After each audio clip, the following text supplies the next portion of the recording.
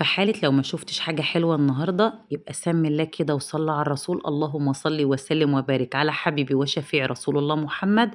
وتعالوا بقى نتفرّج على أحلى فطير مشلتت بيخرج من مطبخنا، مطبخ فكّر أن تتعلم مع أمل الجندي، كاترينج أكل بيتي وكمان معجنات ونواعم، واللهم بارك كان أوردر فطير بالسمنة البلدي حاجة كده تحفة، شايفين؟ هي دي الحلويات، الحلويات كلّها بفضل الله موجودة عندنا في المطبخ. أنتِ بس كده ركّزي مع ضيوفِك وركّزي في عزوماتِك وسيبي كل عزوماتِك علينا، ركّزي أنتِ بس مع الضيوف، أحلى فطير مشلتت ممكن تاكليه،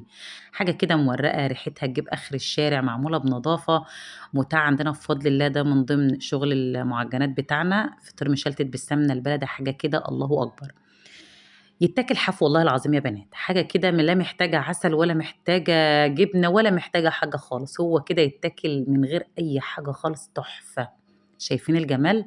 اللهم بارك. يالّا بقى قُلت إيه كده لو أنتم ما شُفتوش حاجة حلوة النهارده أورّيكم القمر ده عشان تطلبوه، عنواننا متغمر كفر سرناجة شارع الشيخ مندوه أمام عمارة الحاج هاشم البنداري، متاح توصيل لأي مكان، يالّا بسرعة، متهيأ لي ما فيش حد يفوّت المنظر الحلو ده كده، أنا بوّظت الدايت في الفيديو ده ويا رب الدكتور ما يشوفش الفيديو ده نهائي خالص، عشان ما يطردنيش من العيادة، لإن أنا من الناس اللي سوّقت سمعة الدايت بصراحة.